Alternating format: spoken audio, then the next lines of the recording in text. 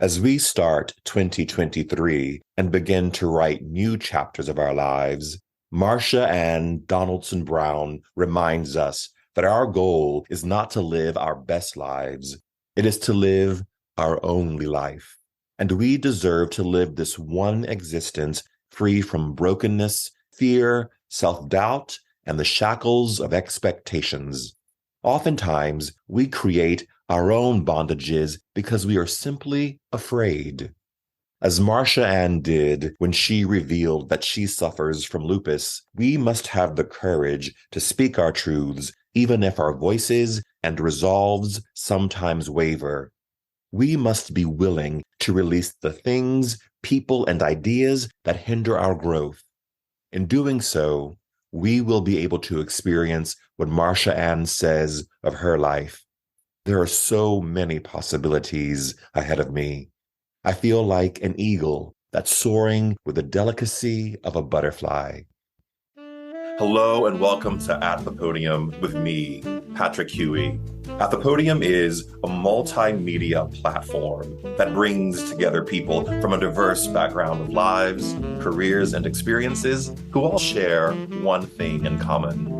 They have stepped fully into the transformative power of finding and raising their voices to make an impact on the world we live in today. At the Podium holds a space for everyone to share their stories, to be heard, and to bring us inspiration. Today, I am thrilled to share the podium with Marsha-Ann Donaldson-Brown. Marsha-Ann Donaldson-Brown is a woman driven by fierce passion and purpose. She is a tourism executive, speaker, mentor, advocate, and host of her live TV show, Real Talk with Marsha-Ann. She is on a mission to engage, encourage, and empower women to shift their mindset, overcome their limits, own their greatness, and transform their lives to one of purpose, passion, and prosperity. She is the proud mother of 2 children and a true champion of her beloved Jamaica, as well as a Bachelor of Science degree in hospitality management from Florida International University. Marsha-Ann holds a Master of Business Administration from Nova Southeastern University. Okay, Marsha-Ann, welcome to At the Podium.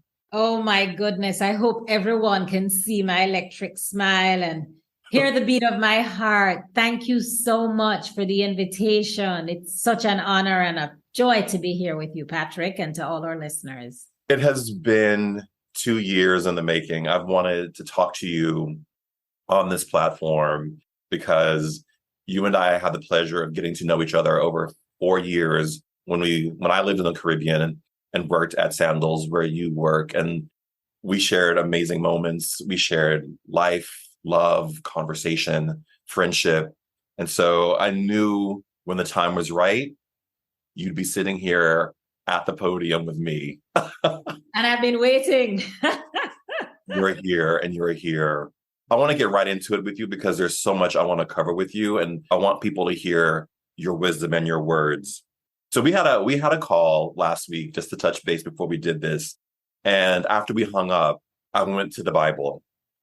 And I went to Ecclesiastes 3:1-8, which says, "There is a time for everything and a season for every activity under the heavens, a time to be born and a time to die, a time to plant and a time to uproot, a time to kill and a time to heal, a time to tear down and a time to build up, a time to weep and a time to laugh, a time to mourn and a time to dance, a time to scatter stones and a time to gather them, a time to embrace and a time to refrain from embracing, a time to search and a time to give up, a time to keep and a time to throw away, a time to tear and a time to mend, a time to be silent and a time to speak, a time to love and a time to hate, a time for war and a time for peace."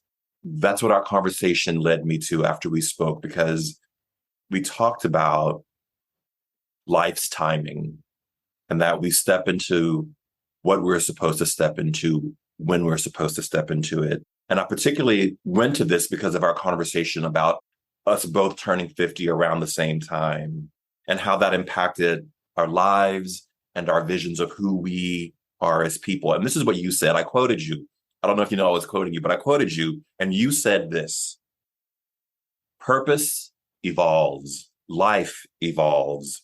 We get stuck in these ideas of who we are and who we're supposed to be. It's about choosing to live life fully. It's not about being broken. It's about living versus existing. Are you functioning or are you flourishing? Life on your terms. Be you. Strip your limitations. Shift your mindset. Everything begins and ends with mindset. Wow. That's what you said. Wow.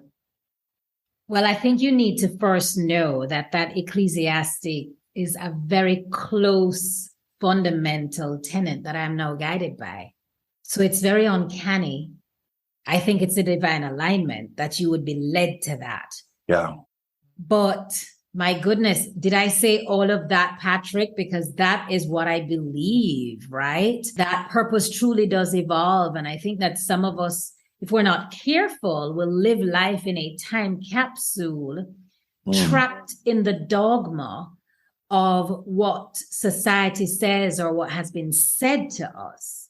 And I am on a mission now, as you are too, to embrace that this season, we're talking about seasons of life, that within this season that we occupy, that we're living it fully. And that's going to look different to you as it will to me, as it will to someone else.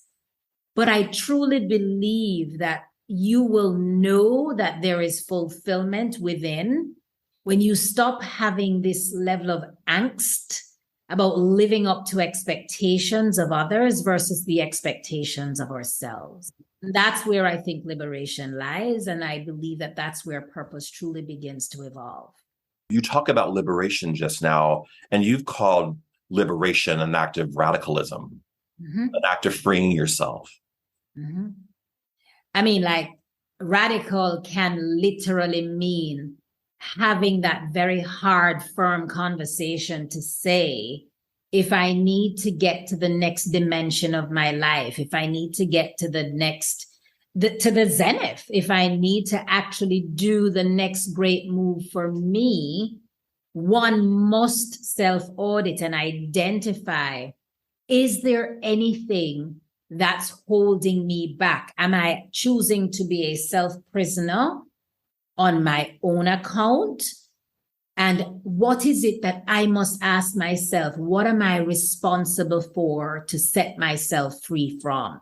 So radical can mean as extreme as, although you have been associated with a job for 20 years, if it is not serving you in this next season of fulfillment and freedom and liberation, because you know that you're made for something else, perhaps as tough as it is, you could be tied to it because of tenure, but not because of joy. Ooh. You could be in a marriage that because you are waiting to celebrate that 25th anniversary milestone, you're in it for the robotic nature of it, but there's no love, there's no joy, no peace. That's what radical means. When I turned 50, I got radical. I released the things that I felt was holding me back because I thought that 50, I kept on hearing Patrick, and someone else might be going through this journey too. You are hearing the word new beginnings. Yes. It's time for a new beginning. It's time for a new day, a new dawn, a new chapter, a new decade. But when it comes on to new, a lot of times it means shedding some of the old. So what is it that you need to let go of to be liberated and be renewed? And in my case, radical meant letting go of the limits that I put on myself, limits of doubt, limits of fear, fear of failure, fear of success, A twisted irony, because many do. As high achievers, I can speak for high achieving women, a lot of us go through this label of wanting to constantly be achieving. So publicly, you might seemingly be well, but internally, you are knowing that there is more within you and it's time for you to stop. So radical meant for me having a firm, tough conversation with self. And that also included being as radical to say that was the year I was choosing to end my marriage. Because I knew that the next chapters of my life meant liberating myself in a no judgment zone of saying it was no longer where I needed to be. And it was healthy for all concerned. That's a big decision. And I'm a big believer in unions. Yes. And I'm a big believer in love. And it hasn't changed that at all. But I just knew that if it is that I'm going to thrive, thriving means identifying where are the areas that are now decaying or dead that you need to remove so that you can evolve in this next season. Marsha-Ann, I know we had talked about your marriage ending, which is a death and needs to be mourned, because for the time it worked, it was a part of your life. It was a significant part of your life that I knew you as Mrs. Donaldson-Brown. Right. What was that process like internally for you to even whisper that to yourself, that maybe that marriage needed to end for you to step into your new beginning? What a great question. Patrick, I am going to first boldly say that when marriages end, they don't end on the day that they end. There is a process over time. That dripping faucet, the drips just get a little bit larger and larger. And so I could identify, especially a year prior to that I knew that as individuals, we would be better apart than together. And those were conversations I was having with myself. But I truly tell you, Patrick, there was an epiphany. I could see it like a stadium bulb, as I did then and I do now. But there was an epiphany that came to me in turning 50. And I had to say to self, do you stay in what's familiar? Do you stay in what is expected of you?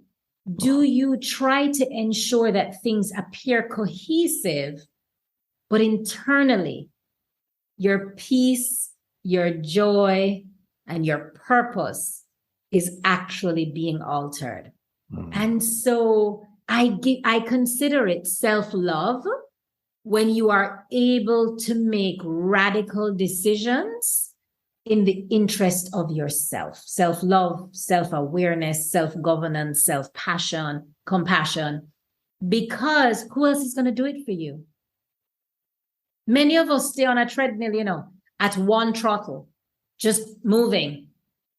But that's existing. And I knew it was time for this chapter for me to thrive. And I am literally living my only life the best way now. I'm not living my best life because I only have one. Yeah. I'm living my only life the best way now because I am finding me again. Marsha-Ann, when you are making decisions like that and you have built a life, how do you talk to the children about those types of decisions that you're making? Because they're impacted as well. And your children are old enough to where they have to buy into it as well.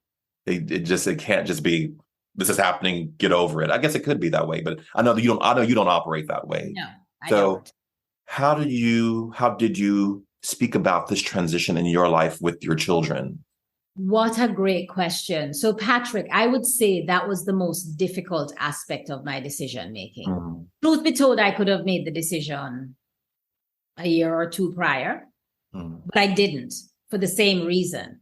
Because I believe in a unit. I do not know anything else but as a family, my parents are the epitome of the example of together forever, literally till death do us part, with Dad's recent passing. So they took that seriously, and that's all I've known. I'm also very faith-based. So as a part of that, I really believed in sticking it through. But I don't think we give children enough credit. I believe that we're designed to keep them in this bubble of the unknown and keep them in a state of protection where we want them to feel like everything is in a glass house. And as a result, you assume that there is a perfect life, but are we really conditioning our children for the realities of life? And so the conversations just had to be had where this is a chapter where it is actually healthier for all of us, not just for me. This was not selfish. This was healthier for all of us, but the self-love component meant I had to choose, how am I going to be a better person? How can I be a better parent, a better individual? And that included being radical to let go. I look back at it now and I think to myself, that was so defining for me. Yeah. And I'm so proud of me. Yeah. I spoke to a woman on the show. Her name is Oceana Sawyer, and she is an end-of-life doula. So she's with people as they transition out of life into death. And she talked about that we don't have, particularly with children, we don't have death stories for them because we want to protect them. We want to hold it back for them. So death becomes a thing that is to be feared, as opposed to bringing the child into the death room and showing them the process and talking to the person who's dying and explaining what's happening. And that when you don't explain, when you don't trust the resilience of the child, you embed fear in them. Whether it's a divorce or a job separation or a friendship ending, our lives are filled with endings and transitions. Right. And unless we learn how to manage that process and honor those transitions, it's a lot of heartache and fear. Yes.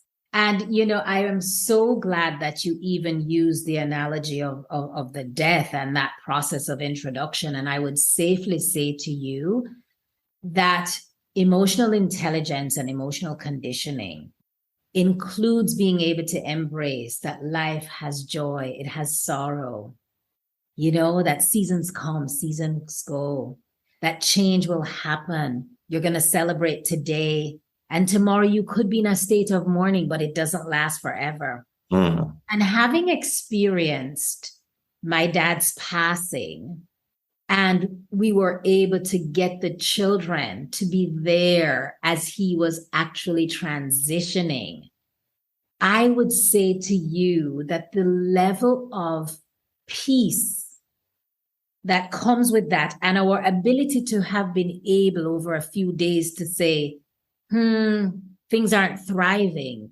those are real conversations. So I use that to say to someone, it is time to identify areas where you are no longer thriving, where even if you were to apply an oxygen tank for attempting to keep things alive, there comes a point where you must know, is it a place? Is it people? Is it a job? Is it a situation where you must identify this is no longer living? And there comes a point where it is okay to open your hands and release, knowing that this is a season. I think we think that the only thing that expires is food. Yeah. They're not the only things that have a sell-by date. They're not the only things that expire. Yeah. I believe that we must embrace, there's a level of maturity that we must come to and embrace the releasing without bitterness. After time, that is a process. Yeah. Forgiveness, that's a process. It's not easy, but I truly believe that we're in command of our choices. And wherever help needs to be sought, get the help that's needed. And focus. I am a big believer, Patrick, that whatever it is that brings me peace and joy and love and contentment and prosperity and happiness, that's what I'm going for. And if it doesn't, it is my job to fix it, not somebody else's own. There's nobody here rescuing us, guys. Yeah. There is no Superman. No, there isn't. You got to do you for you.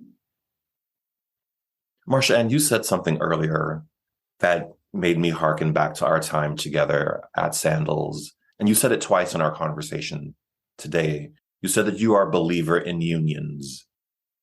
And a part of your job, the title may be director of romance, but what you're really doing is facilitating unions for people, whether that's a new union or a recommitment ceremony through the wedding business of Sandals, which is the business of sandals and beaches. And you have been at the center of that for many years. And I wonder what you have learned about unions and what makes a successful union in business, in marriage, in friendship, from all that you have done within your career at Sandals. I tell you, I consider it such an honor to play this pivotal role. And I take it very seriously because of my belief in unions. I would say to you, Patrick, that I'm at that stage where I'm able to see partners together and really have a good sense of judgment of those who are really going to ride the wave together. What are some of the fundamental things that I have been able to identify over the years about unions? I truly believe the ones that thrive best, their core is based on friendship. Friendship one with another. I believe their core is based on respect, honor, and strongly interconnected values.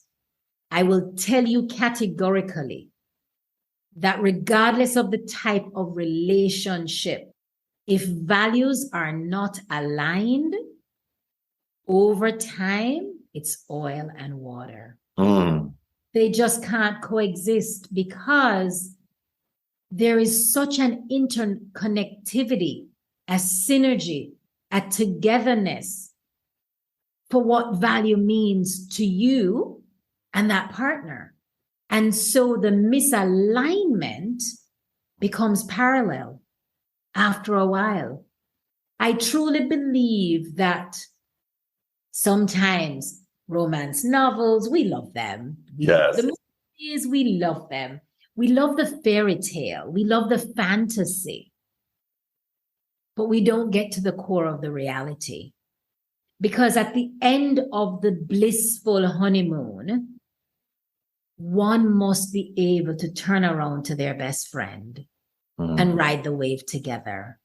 Know that for you, if family is a value and it's not a value for the other person, do you understand the friction that comes into place? If integrity is a value for one and the other is dishonesty and, just a really dark side, it just does not coexist. They do not twain. And so value becomes so fundamental.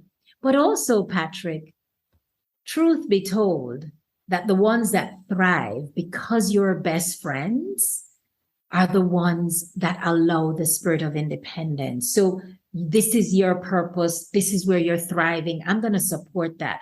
You can't be so interlocked that there's no breathing space, that you have I look at my parents as a classic example where independently they both had their lives and lived it so well. And together they had their union. But at no point did it not afford each other thriving in their lane. You got to be able to thrive in your lane so that when you come together, you thrive for common goals and you thrive for independent goals and you're your best friend's cheerleader. That's a union that depends upon one another. and stick together. Last year or the year before, time is strange with COVID. The dates don't register always for me. You publicly, for the first time, spoke about your battle with lupus. And I wonder what that gave you to speak publicly about a very personal and private issue, and how, if that changed your relationship to lupus, and if that changed how you live with it on the day-to-day basis. Patrick, I tell you, what an incredible decision that I made. And I had no idea how much I had entrapped myself in my private battle. And I say this because pain will manifest itself in so many ways. The pain and agony that could go along with a medical condition is real. But that pain also has other roots. And so for me, my decision during COVID, in the midst of when the world stopped and life stopped for all of us, it was my in-depth self-audit time to set myself free from the bondage I created with being afraid of being labeled as being unwell, weak, and unfit because of lupus. I did not want a pity party, Patrick. And so for 12 years, I chose to keep it to my heart and keep it within and acted. Here is what I must talk about. Oh, the facade of when I was unwell caused me more pain. I wanted to be the superwoman with the cape on. I wanted to seemingly have it together. I did not want to be treated less than anyone else. So I am the one that put myself in this encaged situation where I didn't want it known for that reason. Patrick, the decision to have done it, I did it publicly, like literally on social media, but it had to come out. Yeah. And sometimes until you literally get out what you have entrapped, and I'm not saying everybody has to do what they need to do in that fashion, but whatever it is that's considered an entrapment, it's actually causing more of a burden. And I want to talk about the sense of freedom. I did it with my knees knocking, I was shaking. If you rewatch it, my voice quivered. And I took a long time building up before I spat it out. And when it came out, about 20 pounds physically dropped off of me. I felt it. And I felt like an oppressive cloud lifted from above my head. It was an indescribable feeling. But I will share this with you.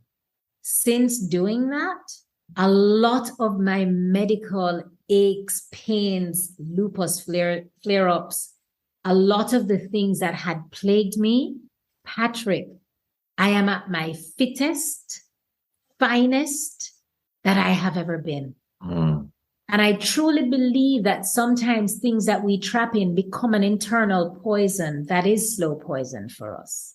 Because we're keeping and bearing things and bearing weights that so heavily beset us that are meant to be released. And the joy of sharing has allowed me to help others. It has also given me a different level of personal responsibility to not just live my life on purpose, but also live it with such great intention to treat my body as a temple. And so I have begun working out. I take what I eat very seriously with more, a lot more health-based options. I live life fully. I enjoy myself. But a big part of that is saying, yes, I am in fact a lupus warrior who is now living her only life the best way she knows now. That freedom, we hear it all the time, that we are as well or not well as our secrets. Yes. And there's very little that I feel like I wouldn't talk about if it could save my life or save someone else's life. And I think it is a habit of practice to condition ourselves to release the shame, because I think we live with a lot of shame versus owning what is real today. And I'm still on that journey in that process, and I think many people listening and watching this are on that process. And I think your fearlessness, even with your knees shaking, the knees still shake. That's not the thing to stop. And the truth is, I believe that until the day we die, every day is a reminder. What is it that I need to release today? Yeah. What is it that I need to invite in today? Because there are things, there are dreams and visions that we have. In my case, Patrick, the fear of judgment and the fear of failure, being labeled as weak. And I asked myself, why did that matter? But at that time, validation mattered. And validation is for parking, not for people. So why did I think I needed the rubber stamp of approval to say, yeah, you're fit enough personally and professionally, you can get it done? Why was I overdoing it? Why was I overcompensating? Because I didn't want what seemed like an ailment to be known. And it's not an ailment that I called upon myself. Right. But I will tell you, I have grown to value the power of one's mindset, the power of mission, the power of mood, and the power of motivation, all of which we are in control of. And I have chosen me for me. You said that when you were a child, you were bullied, which is a common theme I'm hearing on this platform, that people who are successful, people who move through life with a certain level of confidence, a certain level of focus, and the ability to make the kind of transitions you're talking about, had it rough growing up. Not everybody, but you talk about being bullied growing up, which I understand and resonates with me because I was bullied growing up, and yet still here you sit today. Could you be here today without that experience? Now that I am where I'm at, I can confidently say that it's a big part of the pillars of my strength. But before now, it broke me, Patrick. And in fact, I'm going to share with you, I just had an epiphany while talking to you, that I now understand that my need for validation was because I was invalidated in those years in school, being told, why do you speak so well? Why do you always feel like speaking up? Why do you always have this posture of confidence? And now I understand that having not been accepted by them in school, for those who constantly jeered me on and teased me, and I lost my voice over time, Patrick. I dimmed my light for others to shine because I wanted to be accepted. I get it now, today, as we speak, that the need for validation was because I was invalidated then. But let me tell you, I've been set free. And this woman is not going to stop talking because there are too many others like me who we've got to retrace. When did we begin to dim our light? When did we begin to trap ourselves with the fear of failure, the fear of the unknown, doubt, all of these entrapments?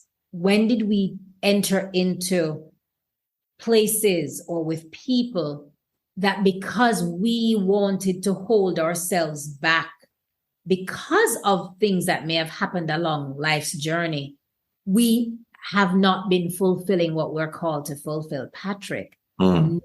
longer is my statement. Again, I rise. And each day I'm rising with the desire to help other women, especially, to really empower them and engage and encourage them to understand that it's not about what has happened. And some stories are rough. So I'm not saying people shake it off on your own. You're not able to shake it off with a duck's tail.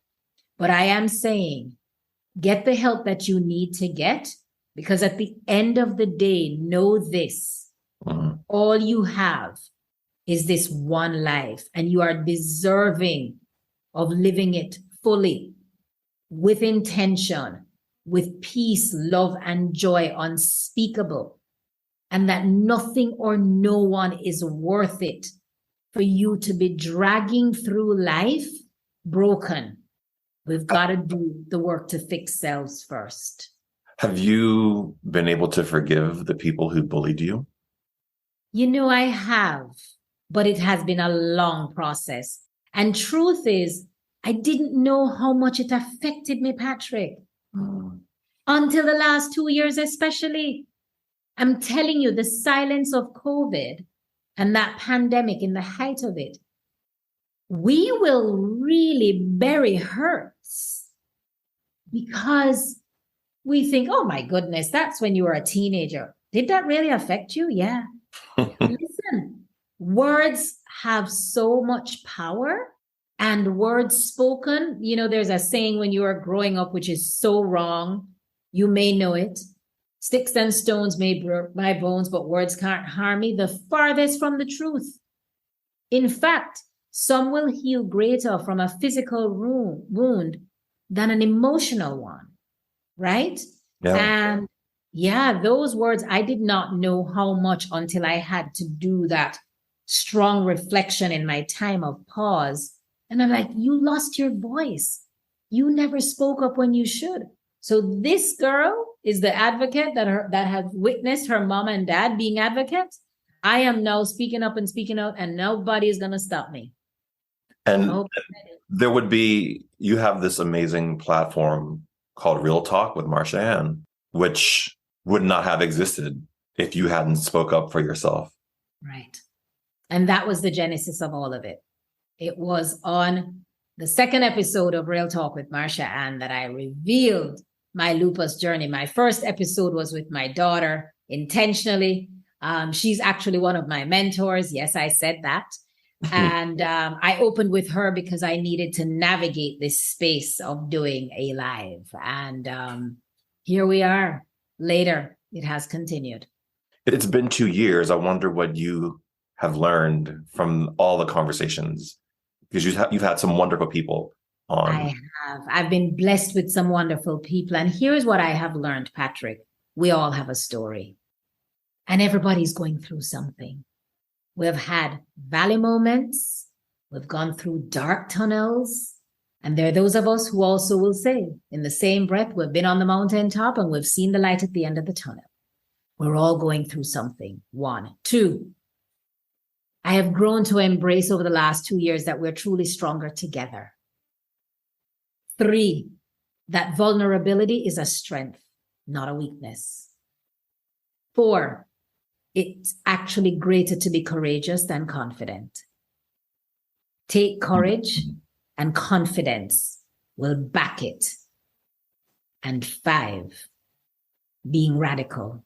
Many of the folks that I have spoken to have become radical in choosing to own their purpose and live their life on purpose. And so those are the top 5 things. And doing things afraid, all undergirded with doing things afraid. Having the courage to believe in oneself and that inner voice, never silencing your gut. If it doesn't feel right, it's not right. If it feels right, it's right. Lean into it. Take the risk. Believe in yourself. And if it doesn't work out, take the lessons and move on. So important. Marsha-Ann, you have said, I wrote it down, you've said that we give permission to people to have appreciation of where they are now and where they have been. Where are you now, and where have you been? Where am I now? I am at a place, Patrick, where I can only tell you I have a childlike excitement for life. And I feel that there are limitless possibilities that are ahead of me. And where I am coming from, chapters in my life, I have had limited beliefs and I have entrapped myself in the past just with the need to feel accepted over time. But that was then, not now. I am so fully free. There are two analogies that I liken onto myself, and they're such extreme analogies. And I've said it before. I feel like an eagle that's soaring with the delicacy of a butterfly. Mm. And I am where I ought to be. And God has been so good to me.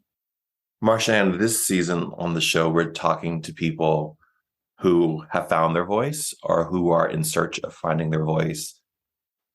And whatever category you are in or feel you're in, I wonder what you want to say or would like to say with your platform that you have. I would want to say to anyone, nobody has your voice. No one has your story. No one has lived your life or will ever live your life. Whatever excites you, whatever brings you joy, whatever brings you peace, even if it seems odd to the rest of the world, do you for you. And that's the strongest definition of self-love, which is what you deserve to enjoy every day of life. Marsha-Ann, thank you so much for this time today. It's so been worth the 2-year wait. I tell you, Patrick, I have such love, respect, admiration, and adoration for you, who you are, what you do, what you stand for. And I'm so happy that you found your voice and that you're using this medium for others to activate their own as well. It's time for us to overcome our limits and own our greatness. It's in our DNA. It's in our DNA. Marsha-Ann, thank you so much. I appreciate your time. I appreciate your voice. I appreciate your wisdom and your friendship over these past 8, 9, 10 years that we've been friends, because it's meant the world to me. And I learn from you every time we talk. Yes, and the same here on my side. That's because our values are aligned. They are. And purpose are so driven that we don't have time for the fluff. The fluff. Yeah, we're just authentic people on a mission to live a life of impact and leave a legacy. Thank you so much, Marsha-Ann. Thank you. Thank you, Patrick. And to everyone, do you be you, own your voice. Yes. To those of you who are watching or listening, we all have a voice, as Marsha-Ann said. Use yours wisely. Bye, everyone. Thank you, Marsha-Ann.